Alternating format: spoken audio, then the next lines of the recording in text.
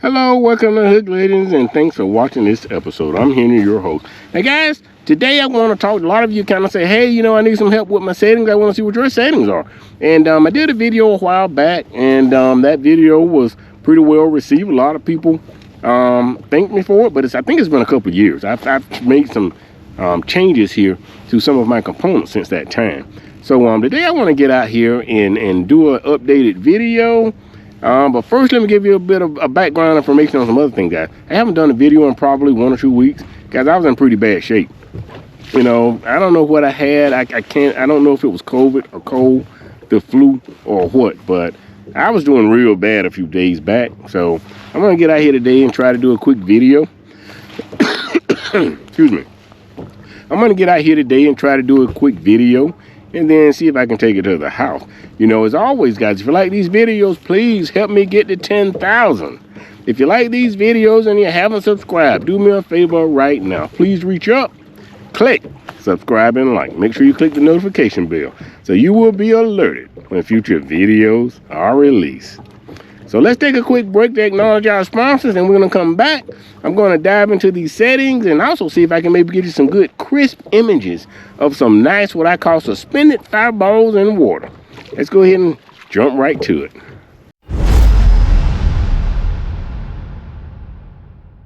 All right, let's go ahead and jump right in. So the first thing I want to say, guys, is that I'm going to turn around and talk to you already.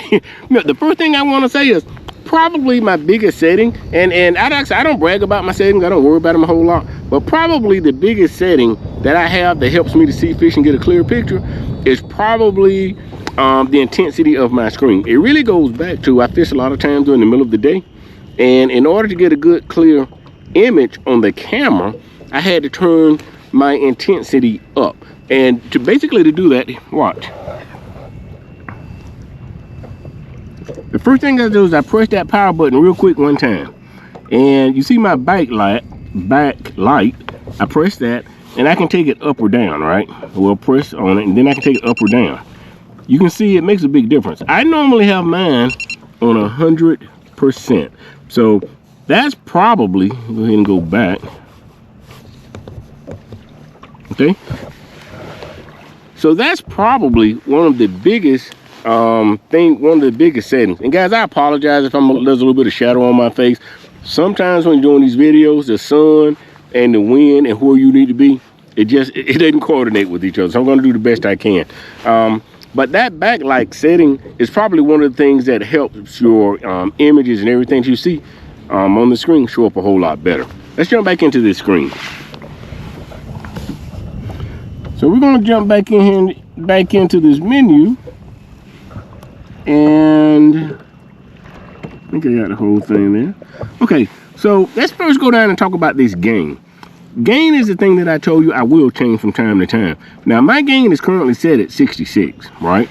And if I bounce out of here, you notice if I push this button one time, by the way, you can go from depth setting, forward range to gain, okay? Now the gain, mine is currently set at 66. Notice if I take it up, my screens will get totally blocked out with too much feedback, too much stuff. It's just too sensitive.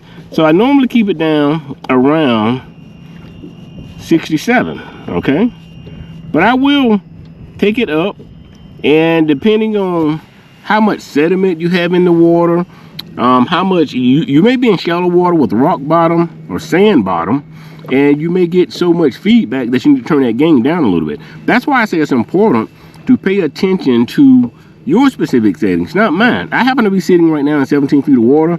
Yeah, there's some sand down there, but it's far enough down I'm not getting overwhelmed with the a reflected image of that. So, you know, I think that's pretty much all I can say about the gain. I keep mine at 67.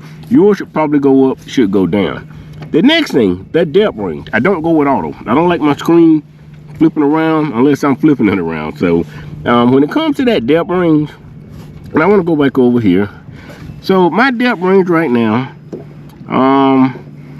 so if I wanted to change my depth range, and in my last video, probably the #1 question I got was hint tips about how to change this depth range. And I think it was confusing because of the way that I said it. So I want to show you something. I'm set on the depth range, right? If I'm going to click it, one click on this knob, And you notice it went from 18 to 28, okay? I don't like that, so I'm gonna click it back one. And you see that? Actually 20 to 28. However you wanna look at that. That's 20 to 28 actually. So that's about 6 to 8 foot change that it just made. I don't like that, okay? I wanna be able to change it to 1 foot intervals. Now, some of you politely pointed out that, yeah, I can click on the menu button, go into depth range, use one click to go over to range, click range, and change it in 1 foot intervals, okay? And then go back. Guys, I don't want to do all of that, what I just said. What was confusing was that when I'm over here, I want to be able from this button, when I on depth range, when I change it 1 click, I'm going to change it 1 click, and you see how far it jumped. I'm going to change it back 1 click. And you see how far it jumped? About 6 to 8 feet. I want that to be 1 foot. So that's what I was trying to explain, and I probably just stated it incorrectly. But anyway, let's get back into the menu. So depth range. As I change my depth range, I like to have maybe 20% of the bottom show up down here. Okay.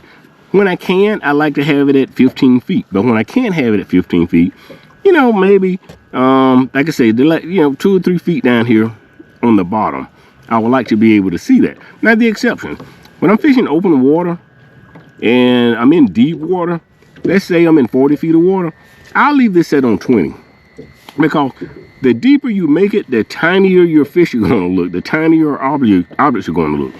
The higher your forward range, which I'm going to get into a little bit, also makes it smaller. So I kind of like to not take this any more than about 20 feet, because I'm looking at really the top 20 feet of the water. Most of the fish is going to be there, you know. So I focus on that top 20 feet. Now, obviously, if the fish are going down deeper than that, I'll change it, okay? So your forward range, I just explained that. Let's get into this, your depth range, I just explained it. Now let's get into the forward range. So my forward range is currently set at 50, right? Now that is one of the settings that as I click this button here, you notice it goes from forward range, to gain, back to depth range, to forward range. This is where I leave it set to forward range. I constantly change this. When I'm out looking, I do mostly searching for open water fish. When I'm searching for open water fish, I take this all the way out to 70. Sometimes I even go higher than that. Like, look, you see there's some bait fish out there swimming around. Let's say I saw 2 big fish out there swimming around, guys. What I would do then is I would head down. I would take my trolling motor, point it at that fish, and go turn my trolling motor towards that fish, and then go straight at it. And as I got closer to the fish, I start changing that forward range. So now it's set there to like 65, and plus with the 5 off, it's going to be 70. And every click that I turn, you see that? Taking off about 5 feet. And I keep doing that until I get the fish. I keep doing that until I get up in within 30, get it on 30, right there. That is where I do most of my fishing. That is where I catch just about 99% of my fish, is with that forward range set to 30. I'll put it out there 50, 60, 70, 80, look at a fish, find a fish, and then I will go straight at the fish. But I always work a fish when I get him down to around 30. So now let's talk about the transmit. Transmit, what that's going to do, I guess it won't hurt to turn it off. I'm going to go ahead and turn that off. I clicked it, I turned it off. Let's say I was going to travel from one fishing spot to the other. You don't want to burn up your transducer by having it, you know, up in the boat with you while you're driving along, okay, with the transmit on. I always turn my transmit off prior to pulling my trolling motor, which has the transducer on it, prior to pulling it up out of the water. Once again, it's going to stop sending the signal out. It's no longer transmitting. To turn it back on, one click, and it's back on. You see that? Screen started back. You can stop it. It says right here, transmission disabled. Turn it back on. Everything's back to go, ready to go again. So now let's go into our sonar setup. We're going to go into appearance. We're going to go into this color scheme. I happen to like this amber color scheme here. And let's go down to color gain.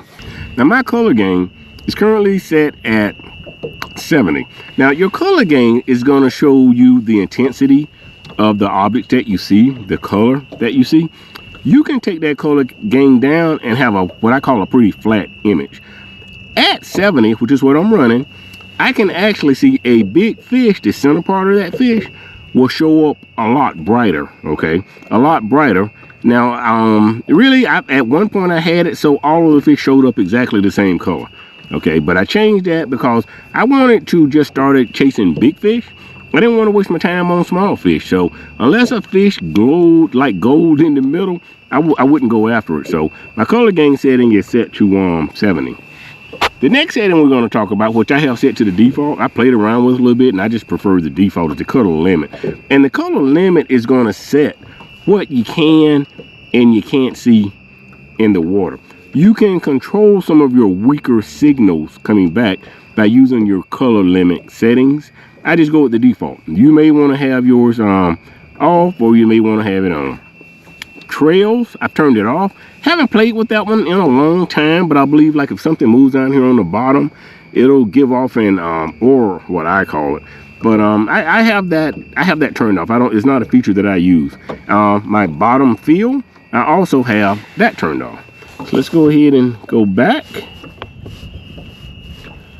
My layout, just so you want to see that, grid overlay is hidden. You know what, guys? I'm going to turn that back on for the day. I like my grid. Now, guys, I know some of you, a lot of these settings, either you love them or you hate them, right? You like it or you don't. A lot of people don't like having that grid. Me personally, I kind of like having the grid. It helped me with my accuracy. So I may turn it back off at some point, but for right now, I'm going to turn it on there and leave it on. My scroll history is something that I hide. Now I believe that has something to do with how far back you can go out and look at something that kind of came across on your screen. I think that's what it is, guys. I'm not positive. But I have that turned off. Reverse range, my range back here. I think you can modify that so you can have more back here in the back. So, but that's, once again, I have that turned off. Compressed range, I also have that turned off. That's going to show you basically what you're seeing out there in the front of the boat. You can kind of get that compressed just a little bit. My setting is off.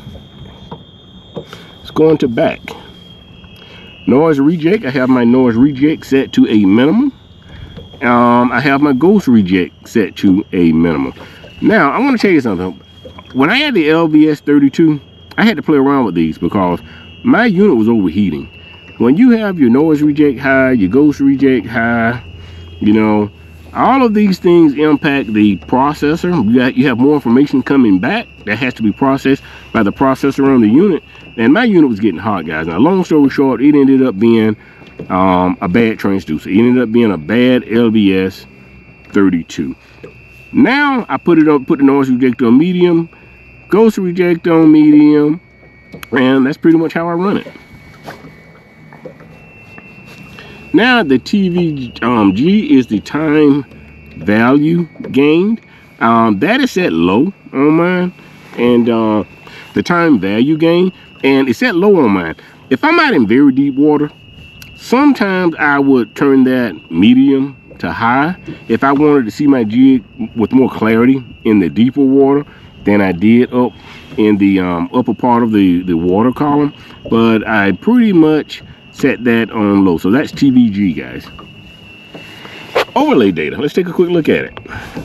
The overlay data, you know, you can see here depth, water temperature. I look at all this stuff, guys, because water temperature tells me where the fish are going to be. First thing I'll look at when I get out on the lake, water temperature. Based on that water temperature, when it goes below 60 degrees, you're going to see me in the middle of the lake, deep water, looking for open water roaming crappie. Okay, unit voltage, guys, you may think you'll get tired of looking at that. Somebody told me they discovered their battery wasn't getting charged up because they noticed that number on the voltage. So that is definitely something that's helpful. Your performance of your fish finder will be dependent on that. If it drops below a certain voltage, if it drops below a certain voltage, your unit's going to cut off, but it may, you know, start doing some bad things before that. Speed, my speed is set to auto, and time of day, I want to see the time of day, you know, kind of helps me out knowing it's time for me to get off the lake. Installation, let's go into the installation. One or two things there. My install depth, my transducer, I assume is about 1 foot below the surface. This is kind of where you can go in there and set that, set the offset. Stabilization, Mine is set to auto stabilize. And guys, I won't get into that stabilization thing a whole lot in this particular video. Once again, when I was having the bad transducer, I had that, I had to go in there and modify that. I was having to deal with my orientation and a whole bunch of other stuff. But that stabilization, like, I believe it's supposed to help you out if you're in like rough water. In order to provide a good crisp image, that setting will help you out with that, among some other things. Also, calibrate compass. Guys, let me take a quick look at that. See, I still have not calibrated my compass. With my other boat, once again, I had issues. It got to a point where the compass would not calibrate. I have not calibrated this compass. I was just talking to a friend, a neighbor, maybe an hour or so ago, who was actually out here with a new trolling motor, and he was calibrating his compass. And I'll get around to that. When you calibrate your compass, you're going to get that little compass up on the screen. So when you turn your trolling motor, or if you have it on a pole, when you turn your transducer, whatever bearing that you're showing, it'll be making that adjustment up there on the compass. Guys, it's just not something that I use. May put it up there at some point. Orientation is auto. Once again, when I was having some issues with my older transducers, I was having to go in here and manually set my orientation. I think there's 3 bands in the transducer, and I believe one of my 3 bands went out, which is why I was having a problem. But now I set this orientation, and the orientation, it's talking about, it's whether you have it in forward view, down view, or the other one, which is perspective mode, or the perspective mode view. So it can automatically determine that. Focus. Now, focus has to do with the adjustments. Once again, I think it comes back to those 3 bands. And you can adjust it until you kind of get a crisper picture here. I played around with that. Mine still isn't exactly where I want to be, but you only get to have it set to one number, so I just kind of learned to live with whatever the characteristics are in my settings, and just learn to work around them.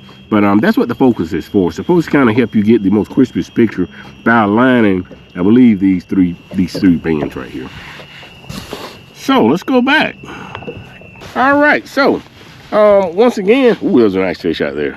So I may move around out here, guys, see if I can get you a couple of images, a couple of crisp images here, so you can see what it looks like. I want to show you with some open water. Whoa, those some guys, look at that. I'm gonna go ahead and manually get my foot, because this thing's been sitting here on spot lock. But you see those fish right there? And there's schools out here that's got 30 or 40 in it, just like that. Matter of fact, there's some schools out here with 30 or 40 that are now maybe less, because I got them back there in that cooler.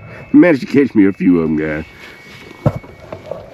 But anyway, I'm gonna go out here and see if I can maybe catch a few fish. That's some nice fish.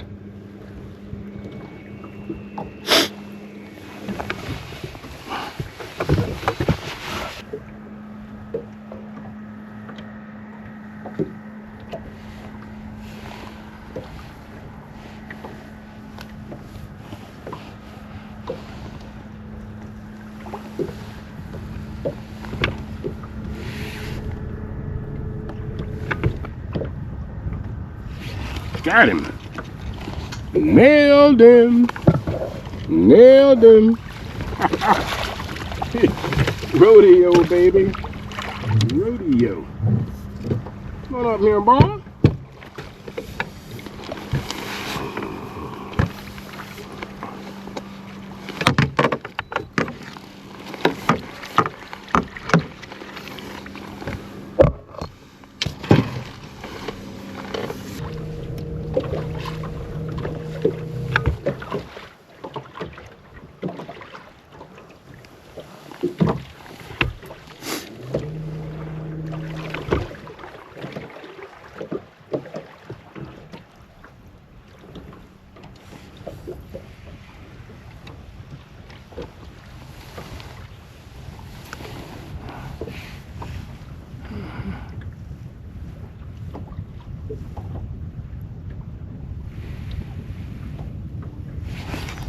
Got him.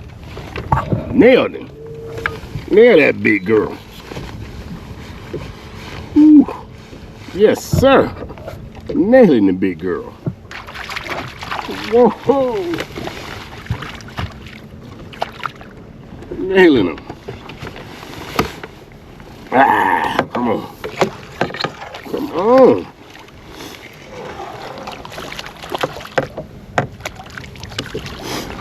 Ah, yeah.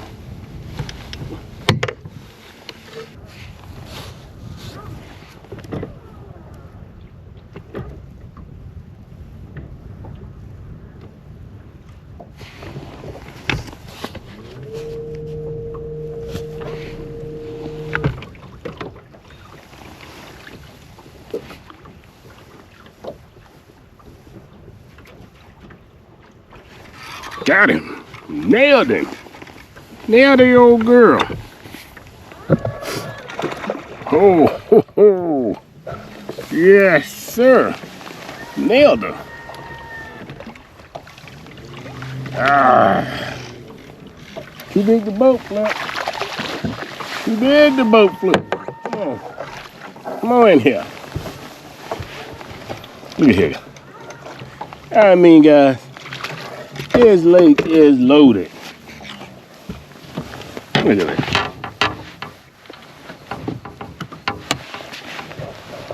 Beautiful slabs, baby. Gotta get back on.